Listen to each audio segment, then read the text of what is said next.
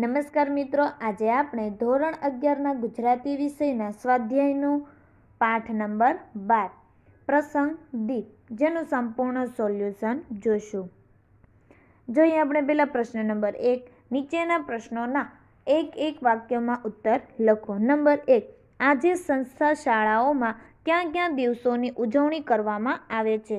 તો જવાબ આવશે આજે શાળાઓમાં સફાઈ દિન, સ્વાવલંબન દિન, વિનય દિન, સ્વયં શિક્ષણ દિન વગેરે દિવસોની ઉજવણી કરવામાં આવે છે. નંબર 2. દક્ષિણામૂર્તિના વિદ્યાર્થીઓ કયા દિવસની ઉજવણી કરવા થનગની રહ્યા હતા?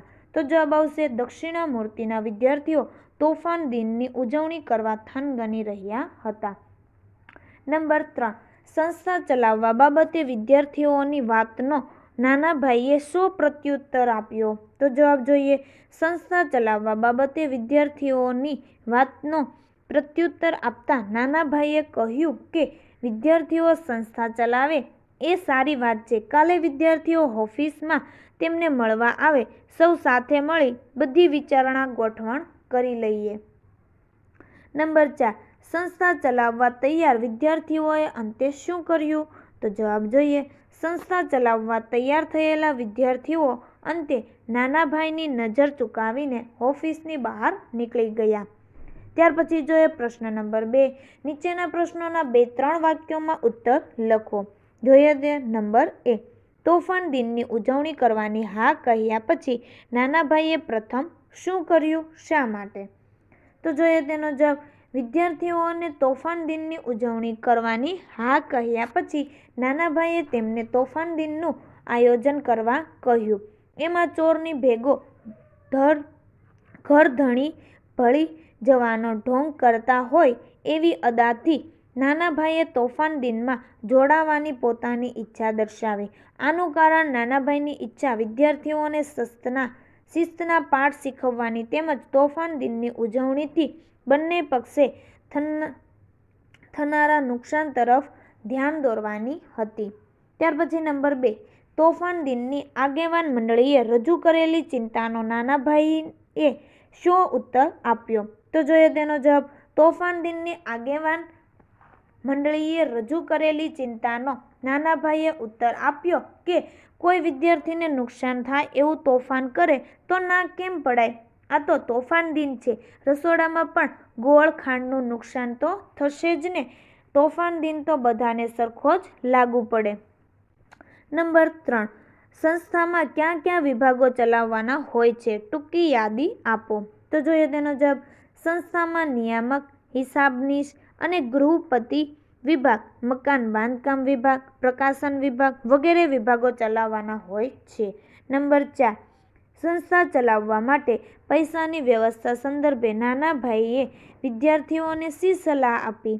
તો જવાબ જોઈએ સંસ્થા ચલાવવા માટે પૈસાની વ્યવસ્થા અંગે નાના ભાઈએ વિદ્યાર્થીઓને સલાહ આપી કે સરવૈયું અને સિલક તપાસી લેવાના, પગારની તારીખ નજીક આવે ત્યારે પૈસા છે કે નહીં તે જાણી લેવાનું, પગાર માટે તેમજ સંસ્થાના બીજા કામો માટે ખૂટતી રકમ ક્યાંથી મેળવવી તે વિચારી લેવું અથવા પૈસાની વ્યવસ્થા કરવી. પ્રશ્ન નંબર 3. સવિસ્તર ઉત્તર લખો. નંબર 1. તોફાન દિનની ઉજવણી અને સંસ્થા ચલાવવાની કામગીરીનો વિચાર આખરે વિદ્યાર્થીઓએ જ શા માટે બંધ રાખ્યો?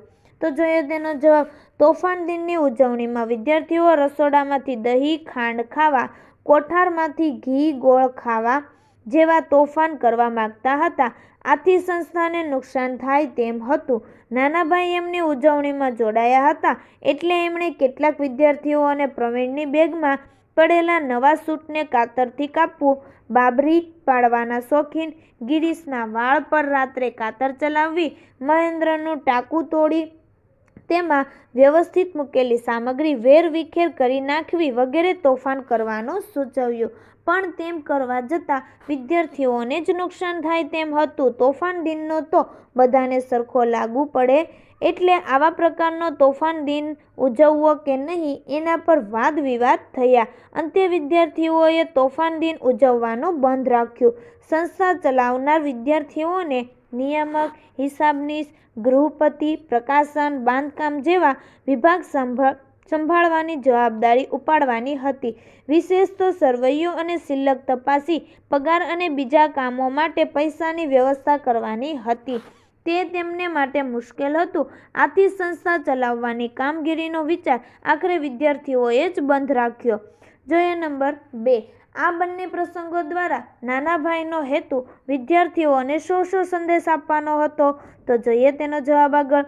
તોફાન દિન કેળવણીનું ઉર્મી કાવ્ય અને દક્ષિણામૂર્તિના ઉત્તરકુમારો આ બંને પ્રસંગો દ્વારા નાનાભાઈનો હેતુ વિદ્યાર્થીઓને સાચો રાહ દેખાડવાનો હતો. નાનાભાઈ યુવા કેળવણીની એક અદ્ભુત ચાલ ચાલ્યા અને વિદ્યાર્થીઓને તોફાન દિનની ઉજવણી નિમિત્તે કેવો તોફાન કરાય અને કેવા ન કરાય એના પર એમનું ધ્યાન દોર્યું. તો દક્ષિણામૂર્તિના ઉત્સાહી વિદ્યાર્થીઓ સ્વયં સંસ્થા ચલાવવા માંગતા હતા ત્યારે પણ કાબેલ નાનાભાઈએ સૌ પ્રથમ સંસ્થા ચલાવવા માટેની વિરાટ પ્રક્રિયા સમજાવી. અનેક નિયામક તરીકે પૈસાની વ્યવસ્થા કરવી, પૈસા લાવવાની જવાબદારી ઉપાડવી જેવા અનેક મુશ્કેલ કામો કરવા પડે છે તેનો ચિતાર આપ્યો. જે આ બધી ચિંતા કરી શકે તે સંસ્થા ચલાવી શકે એના પર પ્રકાશ પાથર્યો. આ નિમિત્તે નાનાભાઈ વિદ્યાર્થીઓને એ સંદેશો આપ્યો કે સંસ્થા ચલાવવા કાબેલિયત જોઈને અને વિદ્યાર્થીઓને શિસ્ત જાળવવી જોઈએ. ત્યાર પછી નંબર 3. વિદ્યાર્થીઓના મનમાં ઊભા થતા પ્રશ્નોનું નિરાકરણ લાવવાની નાનાભાઈની સી રીત તમને કેવી લાગી? શા માટે? તો જોઈએ તેનો જવાબ. વિદ્યાર્થીઓના મનમાં ઊભા થતા પ્રશ્નોનું નિરાકરણ લાવવાની નાનાભાઈની શૈલી અત્યંત પ્રશંસનીય છે. અનુભવી દ્રષ્ટા, ઉત્તમ શિક્ષક, કેળવણીકાર અને વિદ્યાર્થીઓને પોતાની વાત ગળે ઉતારવાની કાબેલિયત ધરાવનાર વ્યક્તિ જ આ કામ કરી શકે. નાનાભાઈમાં આ તમામ ગુણો હતા. તેઓ વિદ્યાર્થીઓમાં આસાનીથી ભળી જતા તેમના તોફાનોમાં ભાગ લીધો અને એવા સૂચન આપ્યા કે તેમને ના કહેવાની જરૂર જ પડી નહીં. વિદ્યાર્થીઓએ પોતે જ એના પર ચર્ચા વિચારણા કરીને તોફાન દિન ન ઉજવવાનો નિર્ણય લીધો. સંસ્થા ચલાવવાની બાબતમાં પણ સંસ્થા ચલાવવા માટે સંસ્થાના જુદા જુદા વિભાગ પર ધ્યાન આપવું પડશે. પૈસાની વ્યવસ્થા કરવાનું જટિલ કામ કરવું પડશે. એના તરફ ધ્યાન દોર્યું. વિદ્યાર્થીઓને વિચાર કરવા માટે પૂરો સમય આપ્યો. ખાસ તો વિદ્યાર્થીઓના ખોટા પ્રસ્તાવની પોતે પોતાના મુખે ના પાડવાને બદલે વિદ્યાર્થીઓ જાતે જ એમની આવી કલ્પના પર પૂર્ણવિરામ મૂકે એ રીતની તેઓ ચાલ ચાલ્યા. નાનાભાઈ પાસે યુવાનો સાથે કઈ રીતે કામ લેવું એની કળા હતી. માટે જ વિદ્યાર્થીઓના મનમાં ઊભા થતા પ્રશ્નોનું નિરાકરણ લાવવાની નાનાભાઈની શૈલી મને ગમી. તો ધોરણ 11ના ગુજરાતી વિષયના બધા જ પાઠની સ્વાધ્યાયના સોલ્યુશનના વિડીયોની લિંક ડિસ્ક્રિપ્શન બોક્સમાં આપેલ છે. તો આ વિડીયો તમે તમારા દોસ્તો અને મિત્રોને પણ જરૂરથી શેર કરજો. Thank you.